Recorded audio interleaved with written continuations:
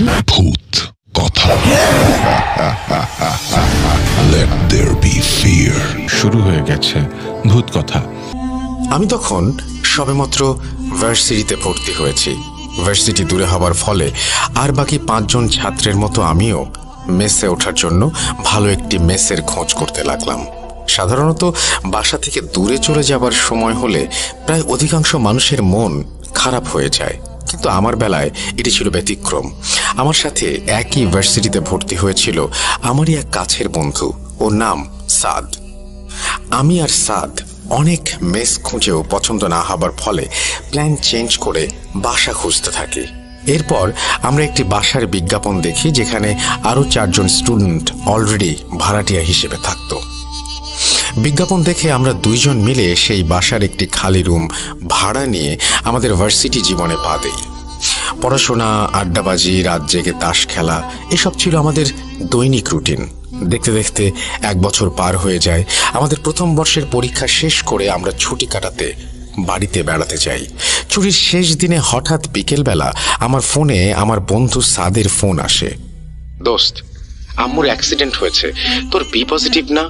একটু মেডিকেলে এসে রক্ত দিয়ে যা জলদি প্লিজ, ঢাকা নিয়ে যাব আম্মুকে। কিভাবে অ্যাক্সিডেন্ট হয়েছে এসব কিছু না জিজ্ঞেস করেই আচ্ছা বলে আমি ফোন কেটে চলে যাই মেডিকেলে। মেডিকেলে গিয়ে রক্ত দিতেই সাদ আমার কাছে এসে বলল, দোস্ত, অনেক উপকার করলি, আর একটা উপকার করবি? কি উপকার জানতে চাইলে সে আমাকে বলে, আমার আম্মুকে ঢাকা নিতে অনেক খরচা হবে, আমাকে 10 থেকে 15,000 টাকা ধার দিতে পারবি? এখানে বলে রাখা ভালো যে আব্বু ছিলেন একজন ব্যবসায়ী। শহরের মার্কেটে আমাদের নিজেদের 3টা কাপড়ের দোকান এবং একটি প্রিন্টিং প্রেস ছিল। খুব বড় লোক না বললেও মোটামুটি ধনী ব্যক্তিই ছিলাম আমরা। ঘটনায় ফিরি। সাদের কথা শুনে আমি আব্বুকে ফোন দিয়ে টাকা চাইতেই আব্বু একজন কর্মচারীর হাতে টাকা পাঠিয়ে দেন। আর কিছুক্ষণ পর দেখলাম একটা স্ট্রেচার অ্যাম্বুলেন্সে ওঠানো হচ্ছে। সাদ এটা দেখে দৌড়ে চলে যায় অ্যাম্বুলেন্সের কাছে।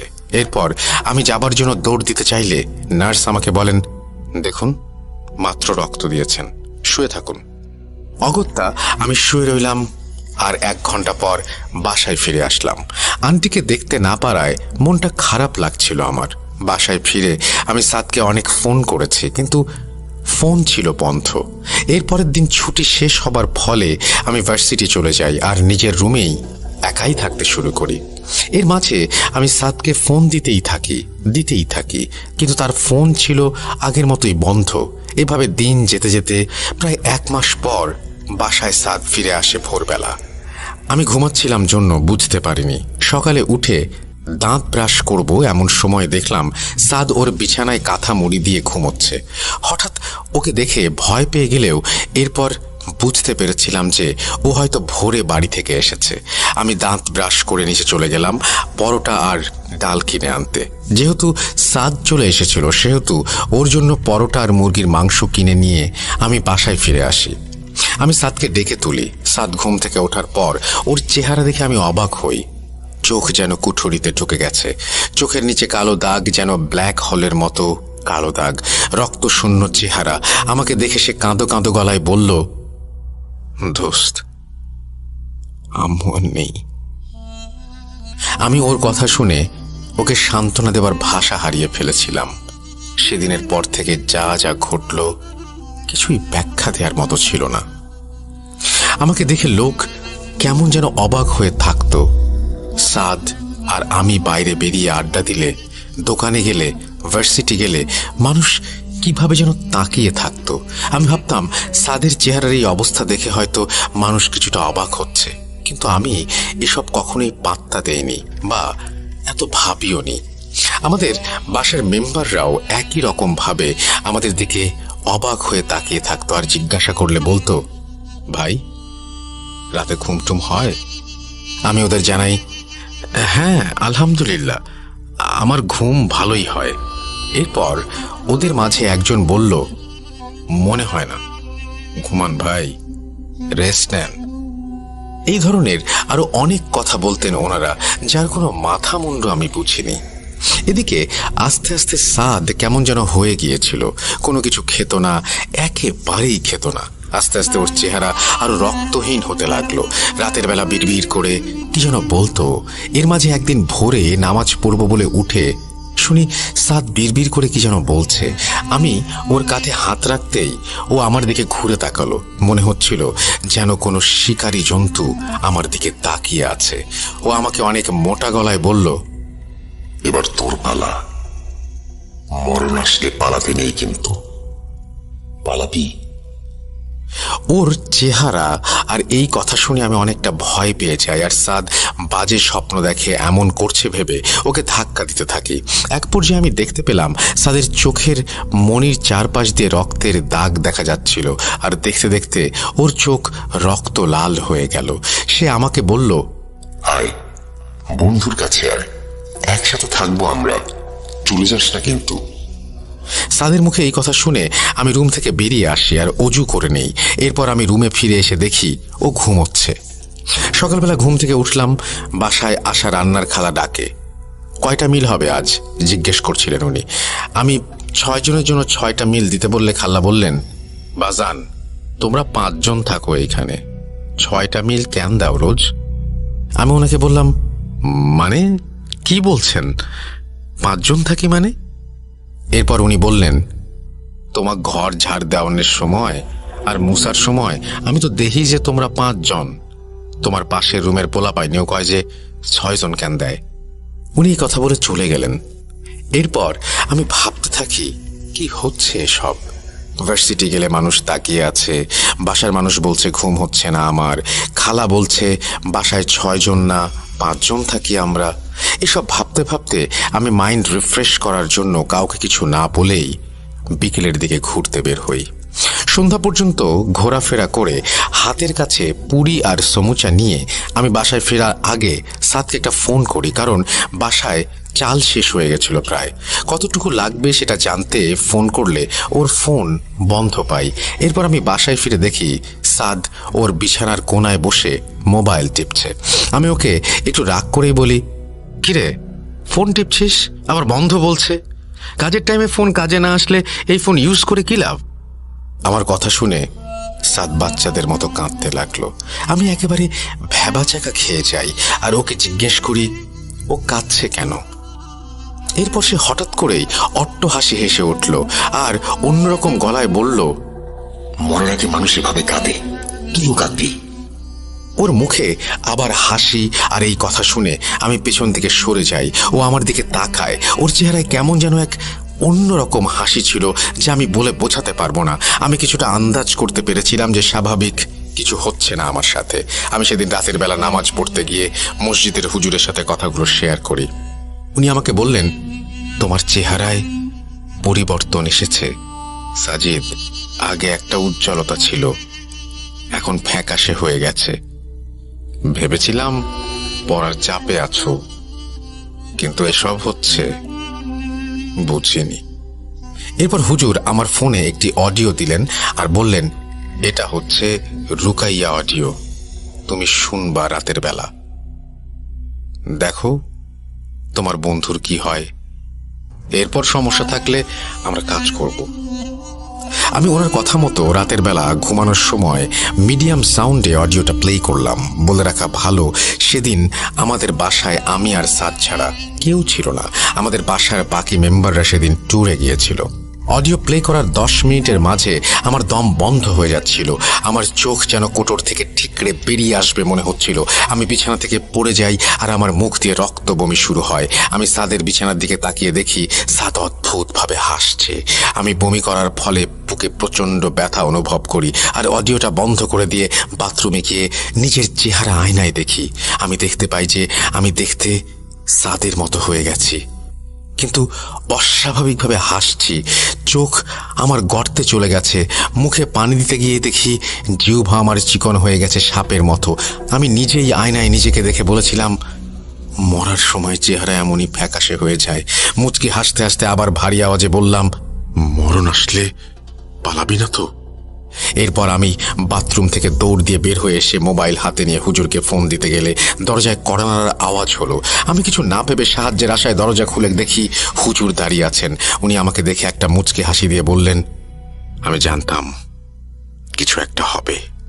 তাই আমি যখন আভাস পেলাম একেবারে দৌড়ে চলে এলাম। হুজুরকে দেখে আমি যেন প্রাণ ফিরে পেলাম, কিন্তু উনি কিভাবে বুঝলেন আর কিভাবেই বা এত রাতে আসলেন আমি কিচ্ছু ভাবিনি তখন।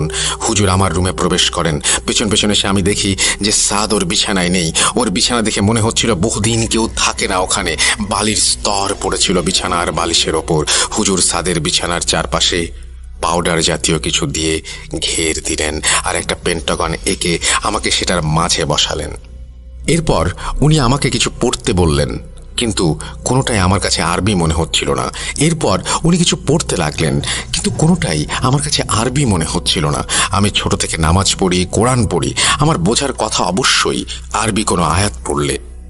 এরপর আমি কিছু বলার আগেই হুজুর আমার ডান হাতের অনামিকা আঙুল ছুরি দিয়ে একটু কেটে রক্ত নিয়ে সামনে রাখা একটা বাটিতে ফেললেন আর বললেন, সোজা উপায়ে এদের কাবু করা সম্ভব না, তুমি ভরসা রাখো, সব ঠিক হয়ে যাবে। আমি একটু অন্য রাস্তায় কাজটা করছি, জলদি জলদি যা বলবো তাই করো। ওনার কথা শুনে আমি যেন এক প্রকার ওনার কেনা হয়ে গিয়েছিলাম। কি করছি সব বুঝতে পারছিলাম, কিন্তু নিজেকে আটকাতে পারছিলাম না। আস্তে আস্তে আমার নখ চুল সবকিছু একটু একটু করে নিয়ে হুজুর নিজের কাজ শেষ করে মুচকি হাসি দিয়ে রুম থেকে বের হয়ে চলে যান আর বলেন, সব কাজ হয়ে গিয়েছে এবার। আমি তখন এতটাই টায়ার্ড আর ক্ষুধার্ত ছিলাম যে মনে হলো মেঝেতে পড়ে অজ্ঞান হয়ে গিয়েছিলাম। সকালে ঘুম ভাঙতে প্রথমেই দেখি যে রাতে হুজুর যাবার সময় আমি যেখানে পড়েছিলাম সেখানেই পড়ে আছি, আর আমার দরজা ভেতর থেকে লক। সাথে সাথে আমার মাথায় দুইটা ঘটনা বাড়ি দিয়ে উঠল। ঘটনা এক, আমি রোজ রাতে দরজা লক করে ঘুমাই। সাদ যেদিন রুমে ফিরে এলো তাহলে সে কিভাবে রুমে প্রবেশ করলো? রুম তো ভেতর থেকে লক ছিল। ঘটনা দুই, আমি গত রাতে বাথরুম থেকে আসার পর হুজুর যাবার আগে যেখানে পড়েছিলাম এখনো সেখানেই পড়ে আছি। তাহলে হুজুর গেলে দরজাকে লক করলো। এরপর আমি মেঝেতে আমার গত রাতের বমি করা রক্ত খুঁজতে থাকি, খুঁজে পাই না। আমি ভাবতে থাকি যে তাহলে কি আমি বাইরে যাইনি রাতে, হুজুর আসেনি, সব আমার মনের ভুল।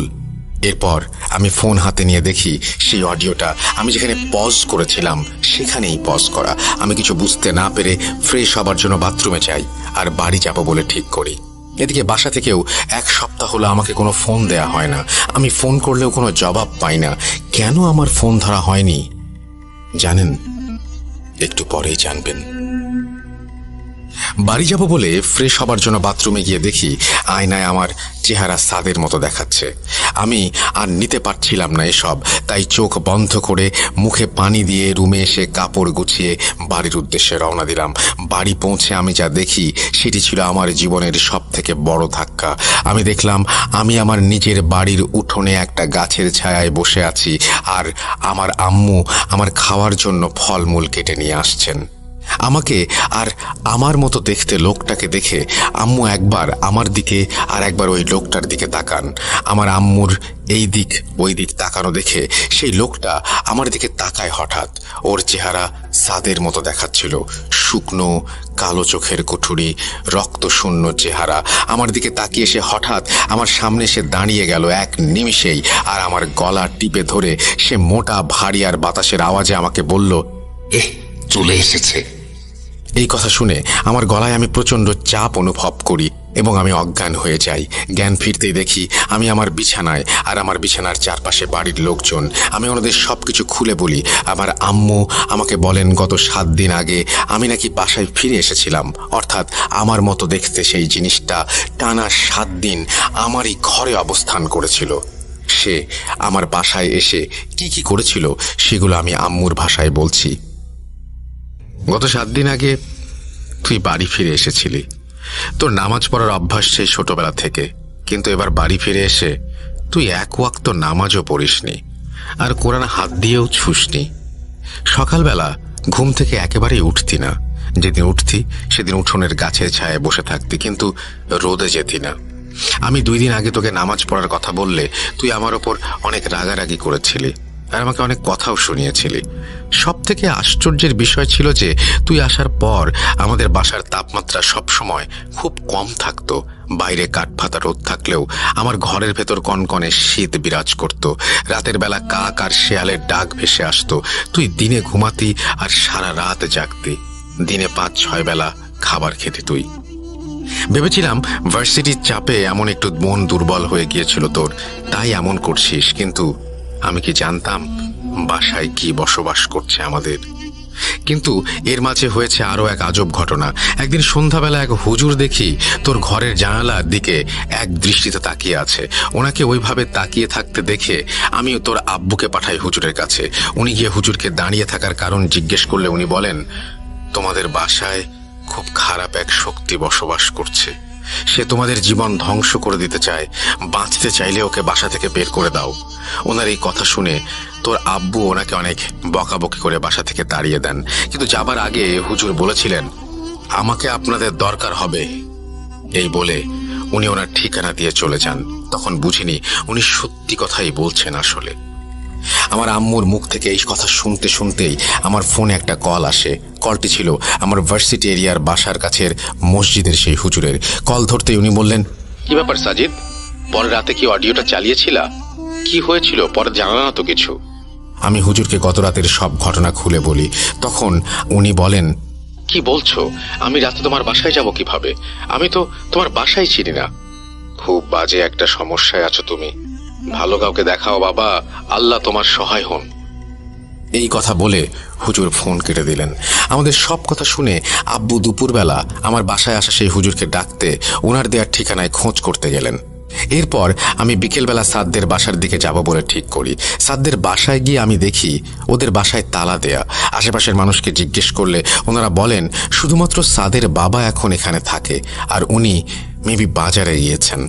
আমি এরপর সাদের আব্বুর জন্য অপেক্ষা করতে থাকি। প্রায় 10-12 মিনিট পর উনি আসলেন। আমাকে দেখে জড়িয়ে ধরে উনি কান্নায় ভেঙে পড়লেন। কি হয়েছে জিজ্ঞেস করলে উনি বললেন, আমার ছেলে সাদ আর ওর মা এই দুনিয়াতে নেই। আমি এই কথা শুনে আকাশ থেকে পড়ি। এরপর সাদের আব্বুর কাছে সম্পূর্ণ ঘটনা আমি জানতে চাই আর জিজ্ঞেস করি সাদের আম্মুর অ্যাক্সিডেন্টের পর আসলে কি হয়েছিল। উনি আমাকে বললেন, অ্যাক্সিডেন্ট? কিসের অ্যাক্সিডেন্ট? ওর মায়ের তো কোনো অ্যাক্সিডেন্ট হয়নি। এরপর আমি ওনাকে বলি, 2-3 মাস আগে সাদ রক্ত লাগবে বলে আমাকে ফোন দেয় আর বলে যে ওর আম্মুর অ্যাক্সিডেন্ট হয়েছে। আমার কথা শুনে সাদের আব্বু বলেন, আমার ছেলে সেদিন কি কারণে অ্যাম্বুলেন্সে গিয়েছিল আমি জানি না। এরপর সে আর ফিরে আসেনি। 15 দিন পর ফিরে এসেছিল ওর লাশ। কোথা থেকে এসেছিল তাও জানি না। ওর লাশ দেখে ওর মা যেন পাথর হয়ে গিয়েছিল। আস্তে আস্তে ওর মা খাওয়া দাওয়া বন্ধ করে দিল। চোখের নিচে কালি পড়ল আর রক্ত শূন্য হয়ে গেল শরীর। একদিন সকালে উনি আমাকে নিজের কাছে ডেকে বললেন, সাদের আব্বু, শয়তান ঘুরছে এখানে, আমাকে নিয়ে যাবে। আমি আর পারছি না, আমি বোধহয় মরে যাব। এই কথা বলেই রক্ত বমি করতে করতে উনি ইহকাল ত্যাগ করেন। সাদের আব্বুর মুখে সব কথা শুনে আমি যতটা না দুঃখ পাই তার থেকে বেশি নিজের অবস্থা কি হবে ভেবে ভয় পেতে থাকি। আমারও যে চেহারা শুকিয়ে গেছে, চোখের নিচে কালি পড়ে গেছে, এই ভয় নিয়ে আমি বাসায় ফিরে দেখি আব্বু হুজুরকে নিয়ে এসেছেন। হুজুর আমাকে সবকিছু জিজ্ঞেস করলেন শুরু থেকে। সবকিছু বলার পর উনি চোখ বন্ধ করে বিড়বিড় করছিলেন। মনে হলো কারোর সাথে যেন কথা বলছেন উনি। এর কিছুক্ষণ পর উনি বললেন আমার সাথে ঘটে চলা সমস্যার কারণগুলি হুজুর আমাকে যেভাবে বলেছিলেন আমি সেভাবেই বলছি। বলছেন হুজুর, সাদ তোমার বন্ধু হলেও সে তোমার ভালো চাইতো না। সে সবসময় চাইতো তোমার মতো জীবন যেন ওরও হয়। তোমাদের টাকা পয়সা ধন সম্পদ এসব দেখে সে লোভ করত। সরাসরি তোমার ক্ষতি করলে ও ধরা পড়ে যায় এই ভয়ে সে অনেক খুঁজে এক কালো জাদুর সাধকের কাছ থেকে কালো জাদু বিদ্যা শিখে আর ওনার সাহায্যে তোমাকে কালো জাদু করতে চায়। এই কাজে ওদের লাগতো তোমার রক্ত আর লোভী তান্ত্রিকের দক্ষিণা। তাই মায়ের অ্যাক্সিডেন্টের নাটক সাজিয়ে তোমার রক্ত আর টাকা নিয়ে গেল।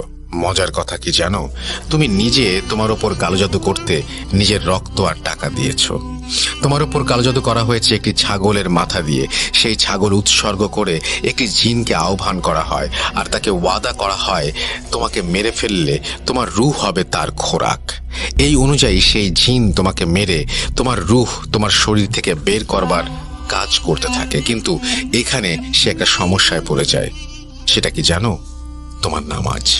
তুমি রেগুলার নামাজ পড়ো, অজুরত অবস্থায় থাকো, সুন্নত রোজাও করো, তাই তোমার ওপর কিছু করা প্রায় অসম্ভব ব্যাপার।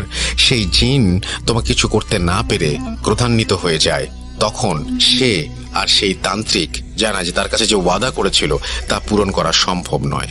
তখন সে রাগান্বিত হয়ে তোমার বন্ধু সাদ আর সেই তান্ত্রিকের জীবন নিয়ে নেয়। আর সেই জিনটাই কোনোভাবে সাদের লাশ তাদের বাসায় পাঠায়।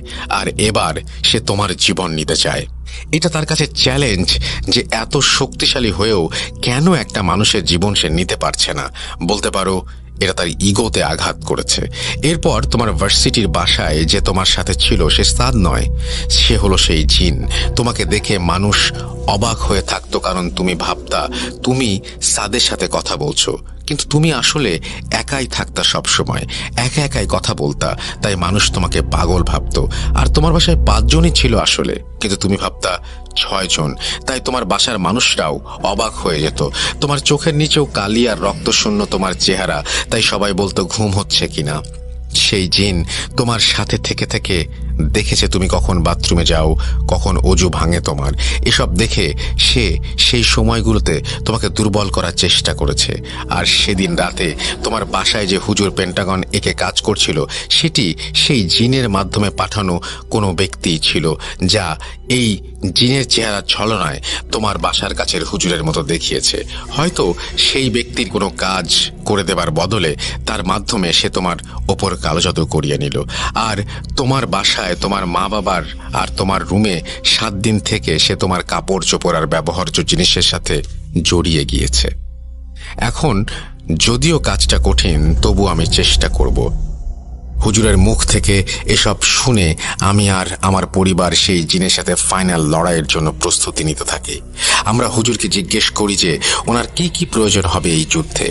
উনি আমাদের যেসব জিনিস লাগবে সেগুলোর একটি লিস্ট তৈরি করে দিলেন। লিস্টে যা ছিল সেগুলো থেকে আমার যা মনে আছে সেগুলো হচ্ছে লাল, কালো, সাদা রঙের 3টি মোমবাতি, আগরবাতি, সম্পূর্ণ সাদা একটি কোরবানিযোগ্য খাসি, আমার পরিহিত কাপড়ের কিছু অংশ, আমার চুল ও একটি পোষা বেড়াল ও একটি কবরস্থানের মাটি সহ পবিত্র পানি। সবকিছু আমরা খুঁজে পেয়েছিলাম, কিন্তু একেবারে সাদা খাসি আর পোষা বেড়াল খুঁজে পেতে আমাদের ভালোই বেগ পেতে হয়েছিল। অবশেষে 9 দিন পর সবকিছু জোগাড় হলে সেই হুজুর আমাদের বাড়িতে আসেন। এই 9 দিন আমি যা যন্ত্রণার সম্মুখীন হয়েছিলাম সেগুলো আর নাই বা বললাম। একটা কথা বলতে চাই যে প্রতি রাতে ঘুমানোর সময় কেউ কান্নার স্বরে আমাকে ডাকতো, আয়, আমার সাথে যাবি, আয়। কে ডাকছে দেখার জন্য আমি বারান্দার দিকে যেতে গেলে দমকা এক বাতাস আমার ঘরে প্রবেশ করত, আর আমি আমার বিছানায় পড়ে যেতাম। এমনভাবে পড়ে যেতাম যেন আমার শরীর প্যারালাইজড হয়ে গিয়েছে। যাই হোক, হুজুর এসে সন্ধ্যার পর মাগরিবের নামাজ পড়ে আমাদের বাসার সবাইকে অজু করে আসতে বললেন, আর সেই পোষা বিড়ালকে আনতে বললেন। শুরুতে বিড়াল এলে হুজুর বিড়ালটিকে দুধ খেতে দিলেন। দুধের মাঝে ছিল আমার কাপড়ের অংশ, পবিত্র পানি, আরও কিছু জিনিস। বিড়ালটি দুধ খেলে হুজুর কিছু আয়াত পড়ে সেই বিড়ালের গায়ে ফু দিতেই বিড়ালটি হেঁটে হেঁটে বাসার চারপাশ ঘুরতে লাগলো। হঠাৎ বিড়ালটা আমার ঘরের দরজার সামনে এসে দাঁড়িয়ে দরজার ওপরের দিকে তাকিয়ে রইল। এরপর হুজুর বললেন, এই দরজার ধরনা খুলুন, ওখানে তাবিজ আছে। আমরা কাঠমিস্ত্রিকে খবর দেই। 30 মিনিট পর উনি এলে দরজার ধরনা খুলে 3টি তাবিজ পাওয়া যায়। এরপর বিড়ালটি একাধারে আমার বিছানা, আমার বাথরুম, আমার রুমের জানালা সবকিছু থেকে মোট 19টি তাবিজ বের করতে সহায়তা করে। শেষ তাবিজ দেখিয়ে দিয়ে বিড়ালটি অজ্ঞান হয়ে গেলে হুজুর আয়াত পড়ে বিড়ালের গায়ে ফু দিলে কিছুক্ষণ পর সে স্বাভাবিক হয়ে যায়। এরপর হুজুর তাবিজগুলি নষ্ট করার জন্য সূরা ফাতিহা, আয়াতুল কুরসি, সূরা ইখলাস, ফালাক আর নাস পড়ে একটি বালতির পানিতে 7 বার ফু দিয়ে তাবিজগুলো সেই পানিতে ডুবিয়ে দেন। আর কিছুক্ষণ পর উঠিয়ে সেগুলোর কাগজগুলো ছিঁড়ে পানিতে ডুবিয়ে রাখেন। এরপর সেগুলি তুলে আমার আব্বুকে একটি গর্ত করে পুঁতে রাখতে বললেন। আব্বু তাবিজ পুঁতে দিতে গেলে আমার বাসার তাপমাত্রা হঠাৎ করেই কমে যায়, আর হুজুর এবার আমাকে নিয়ে আমার ঘরে চলে আসেন। উনি আমার ঘরে শুধু আমার আব্বুকে ঢুকতে দিয়েছিলেন। আমি ঘরে যাবার পর উনি আমাকে আমার বিছানায় বসিয়ে আমার ওপর জিন হাজির করেন। এরপরের ঘটনা আমার আব্বুর মুখে শোনা।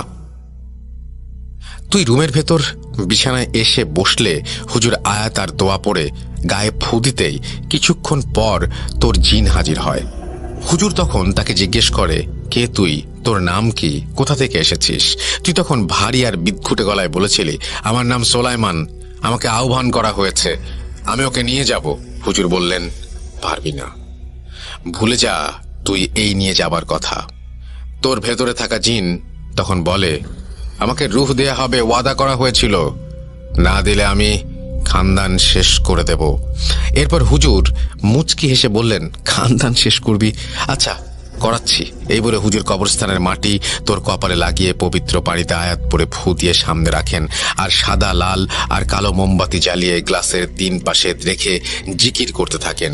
মাঝখানে উনি থেমে আমাকে আগরবাতি জ্বালিয়ে রুমের চারপাশে ঘোরাতে বলেন। একটু পর উনি আঙুল দিয়ে মোমবাতি 3টি নিভিয়ে দিতেই তুই চিৎকার করে বলে উঠলি, আমাকে ছেড়ে দে, আমার গায়ে আগুন জ্বলছে, পানি দে, আমাকে পানি দে। এরপর হুজুর তোকে সেই গ্লাসের পানি খেতে দিলে তুই পানি খেয়ে ঘুমে ঢুলতে লাগলি। কিছুক্ষণ পর তোর বমির সাথে আরো 4টা তাবিজ বেরিয়ে আসে, আর এরপর হুজুর আগের নিয়মে সেই তাবিজগুলো নষ্ট করেন ও আমি সেগুলো পুঁতে রেখে আসি।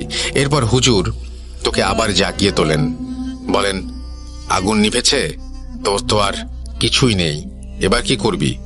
তুই কাঁদতে কাঁদতে ভারী গলায় বলেছিলি, আমাকে আজকে হয়তো তুই ওকে নেয়া থেকে বাধা দিলি, কিন্তু আমি আসবো, ফিরে আসবো, আমি ওকে নিয়েই যাব, আমি 7 বছর পর আবার আসবো, তখন দেখবো কে আটকায়।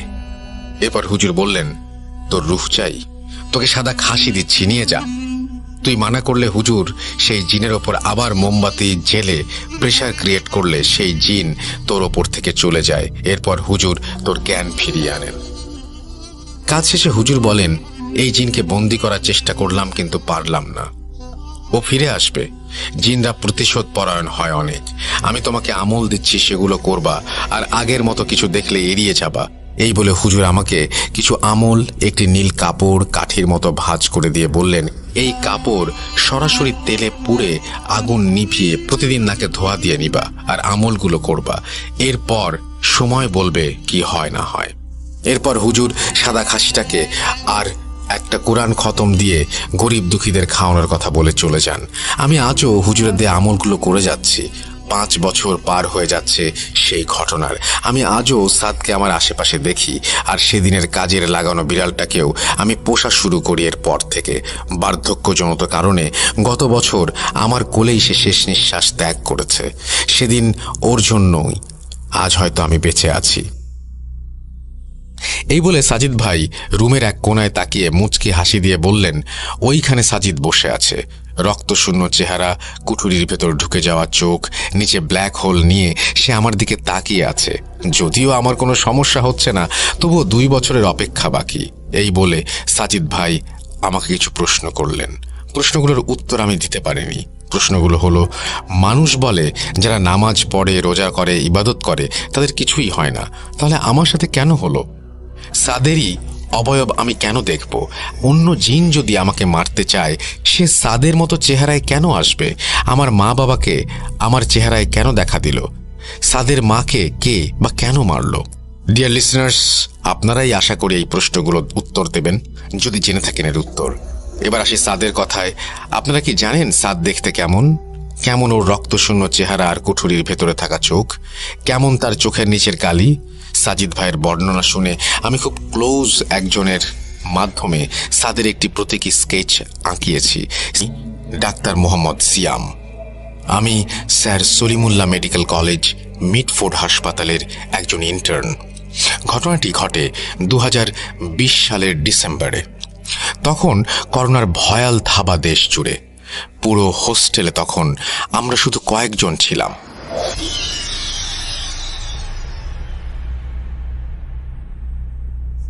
ঘটনাটি আমার বন্ধু জিতের সাথে ঘটে। আমরা থাকতাম মেইন হোস্টেলের 3 তলায়।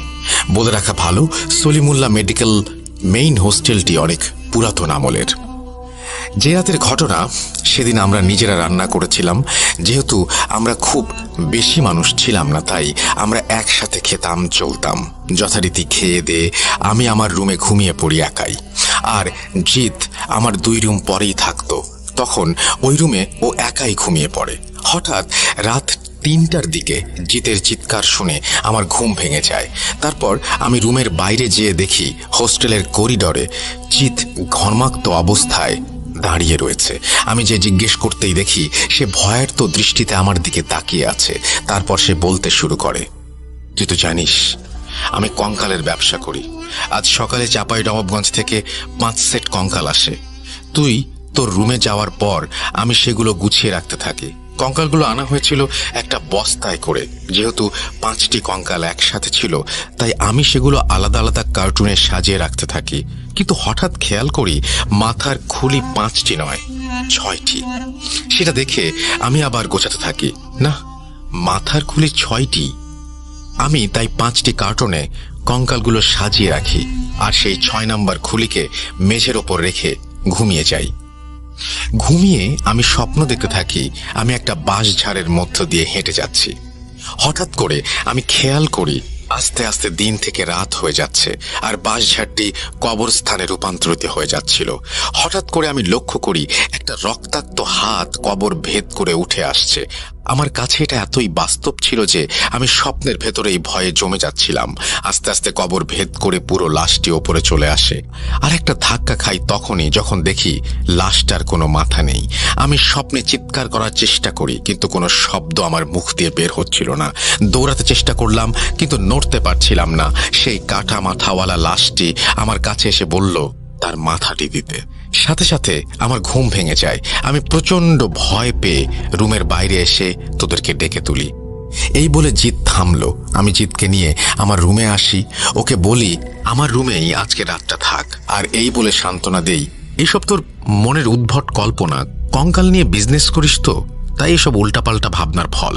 এটা বলে আমি একটু ঠাট্টা করে পরিবেশটা সহজ করার চেষ্টা করি। এরপর কয়েকদিন কোনো সমস্যা হয়নি। এর মধ্যে জিত একদিন তার বাড়িতে চলে যায়। সেই দিনটা 2টার দিকে আমি আমার রুমে কড়া নাড়ার আওয়াজ শুনতে পাই। দরজা খুলে দেখতে পাই আমার এক বন্ধু 2 তলায় থাকে, সে দাঁড়িয়ে। সে জিতের রুমের ঠিক নিচেই থাকে। সে বলে উঠল, কিরে, আজকে কি তোরা জিতের রুমে কোনো পার্টি করলি নাকি? আমি বললাম, কই না তো। কেন, কি হয়েছে?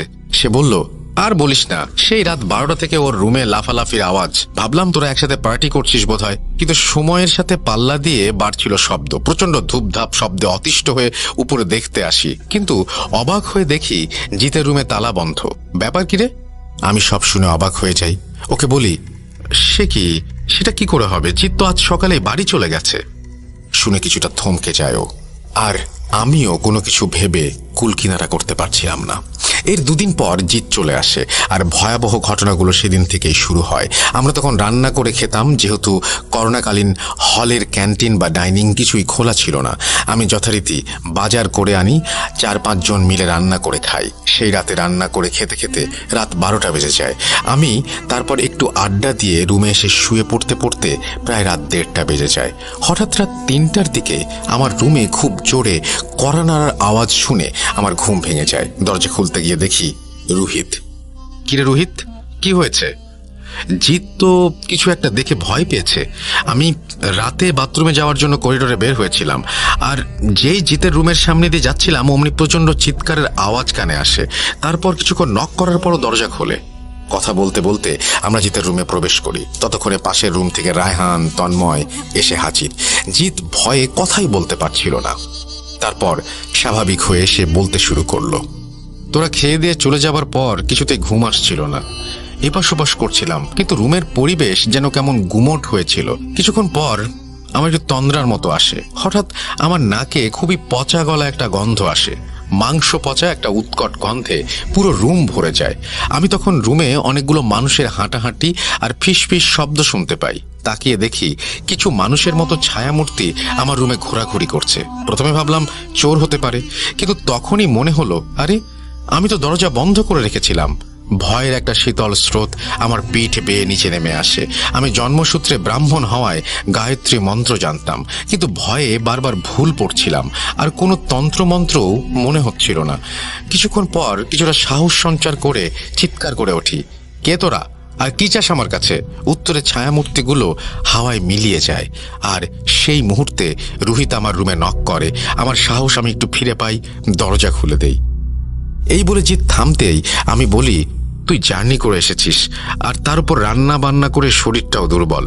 সবকিছুই তোর মনের কল্পনাও হতে পারে, হ্যালুসিনেশন হওয়াটাই স্বাভাবিক, তাই না? সব শুনে জিৎ একটু মন খারাপ করলো। তার ভয়ের সেই ঘটনা আমরা যখন পাত্তা দিলাম না, তখন তার একটু মনক্ষুণ্ণ হওয়াটাই স্বাভাবিক। যাই হোক, পরদিন সকালে জিতের আরেকজন রুমমেট ফাত্তা হলে চলে আসে, আর আমরাও একটু নিশ্চিত হই, যাক, জিতকে তাহলে একা থাকতে হবে না। সেই রাতে আমরা তন্ময়ের রুমে ল্যাপটপে হরর মুভি দেখি সবাই মিলে, আর কথা প্রসঙ্গে জিতের ভয় পাওয়া নিয়ে হাসি ঠাট্টা করতে থাকি। কিন্তু সবাই হাসলেও জিত কোনোভাবেই হাসতে পারছিল না। বারবার বলছিল, দেখ, আমি কিন্তু ভুল কিছু দেখিনি, যা দেখেছি তা একদম দিনের মতো সত্যি। পরদিন সকাল 9টায় আমার ঘুম ভাঙে। আমি ফ্রেশ হয়ে জিতের রুমে প্রবেশ করেই দেখি জিত আর ফাত্তা মুখ ভার করে বসে আছে। আমি জিজ্ঞেস করলাম, কিরে, মুখটা এমন বাংলার 5-এর মতো করে বসে আছিস কেন? ফাত্তা তখন বললে তোরা বিশ্বাস করবি না। আমরা তখন জোরাজুরি করলে ফাত্তা বলল, গতরাতে মুভি দেখে আসার পর আমরা দুইজন অনেক রাত পর্যন্ত কথাবার্তা বলতে থাকি। তারপর কখন যে যার রুমে বিছানায় শুয়ে পড়েছি মনে নেই। হঠাৎ রাতে আমার নাকে খুব বাজে একটা মাংস পচা গন্ধ আসে, আর সেই মুহূর্তে আমার কানে আসে জিতের গোঙানির আওয়াজ। আমি ওর বিছানার দিকে তাকিয়ে দেখি সে গোঙাচ্ছে আর হাত দিয়ে রুমের ছাদের দিকে ইশারা করছে।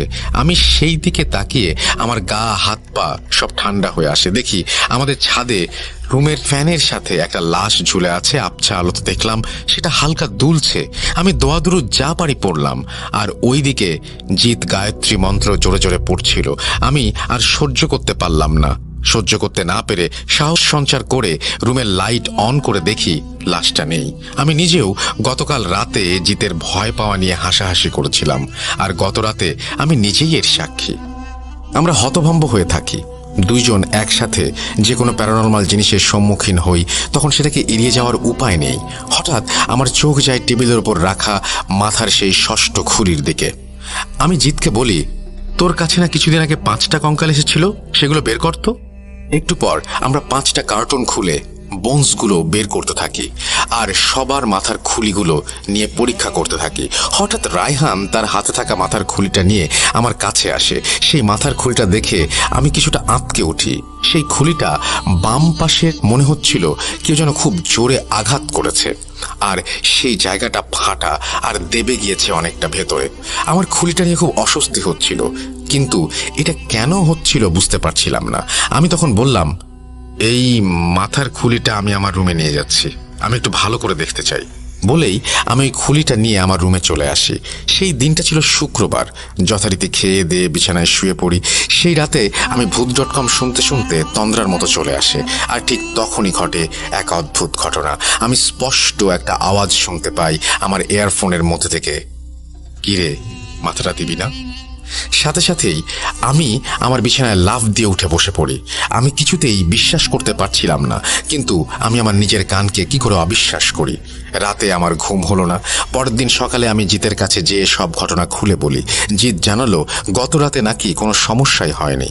তখন আমরা সবাই মোটামুটি আন্দাজ করতে পারি এই সব সমস্যা সেই 6 নম্বর মাথার খুলির জন্যই হতে পারে। আমি জিতকে জিজ্ঞাসা করি, সত্যি করে বলতো এই কঙ্কালগুলো কোথা থেকে পেয়েছিস? তখন সে একজনের কথা বলে। আমি বলি, এখনই তাকে ডেকে আন।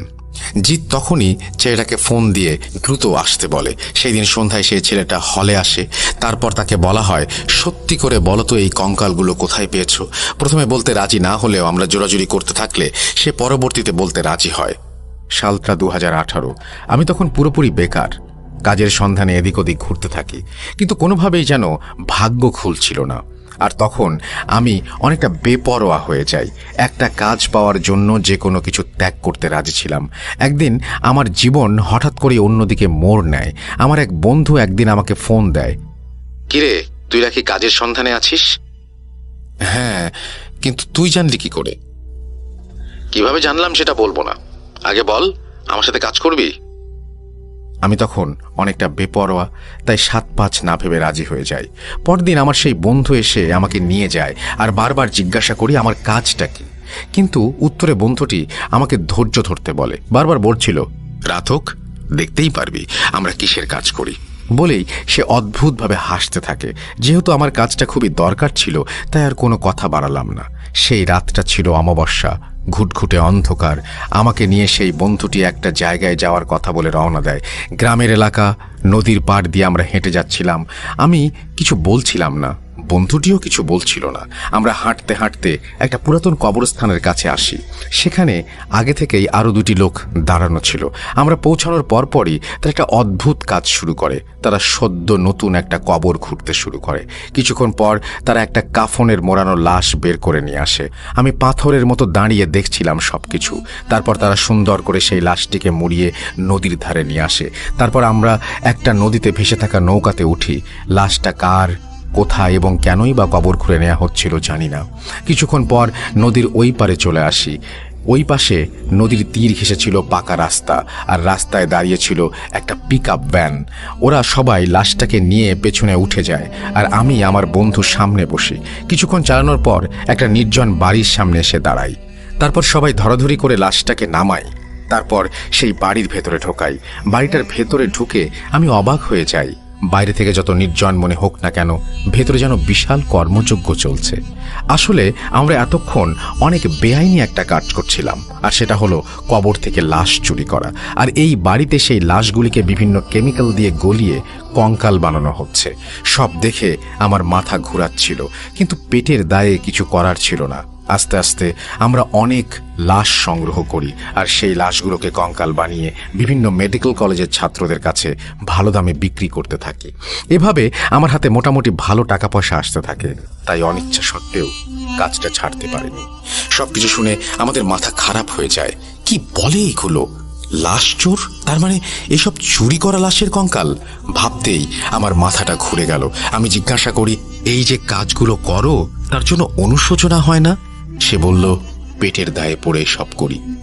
আমি জিতকে অন্য রুমে ডেকে নিয়ে কঙ্কালগুলো ফেরত দিতে বলি, আর কখনো যেন তার কাছ থেকে কঙ্কাল কেনা না হয় সেটাও বলি। জিত রাজি হয়, সব কঙ্কাল ফেরত দেয়। সেই 6 নম্বর মাথার খুলিটাও ফেরত দেওয়া হয়। তারপর আর কোনো সমস্যা হয়নি। জিতও তার ব্যবসা ছেড়ে দিয়েছে ঘৃণায়।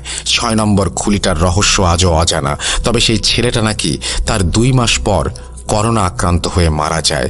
কে জানে, হয়তো করোনা আক্রান্ত কারো কবর খুঁড়ে লাশ চুরি করার কারণেই এই পরিণতি হতে পারে। কোনো কিছুই অসম্ভব নয় এই পৃথিবীতে। ডাক্তার মোহাম্মদ সিয়াম, মিটফোর্ড হাসপাতাল, ঢাকা। থ্যাংক ইউ সিয়াম আপনার ঘটনা পাঠানোর জন্য, অ্যান্ড আশা করি রেগুলার আপনি ঘটনা পাঠাবেন। এবং আপনার এই ঘটনা অনেক চমৎকার এবং অন্যরকম একটা ঘটনা। এই ধরনের ঘটনা তো আমরা পাই না। শুধুমাত্র মেডিকেলের স্টুডেন্ট যারা বা মেডিকেলের যারা ডাক্তার, তারা এই সমস্ত ঘটনা পাঠাতে পারেন। সুতরাং অন্য ডাক্তারদেরও উৎসাহিত করবেন, কারণ মেডিকেলের স্টোরি খুবই খুবই খুবই সবার কাছে অন্যরকম লাগে শুনতে। তো আশা করব যে ঘটনা পাঠাবেন। আমাদের ইমেল অ্যাড্রেস হচ্ছে russell.booth.com@gmail.com। আপনারা পাঠিয়ে দিন আপনাদের ঘটনা দ্রুত। আর আমাদের ফেসবুক পেজ হচ্ছে www.facebook.com/russell.স্বাধীন। খুবই ইজি এটা পাওয়া, এবং আশা করব সেখানেও আপনারা যাবেন এবং আপনাদের কমেন্ট লিখবেন, জানাবেন আমাদেরকে সবকিছু। আমরা চলে যাব আমাদের পরবর্তী ঘটনায়।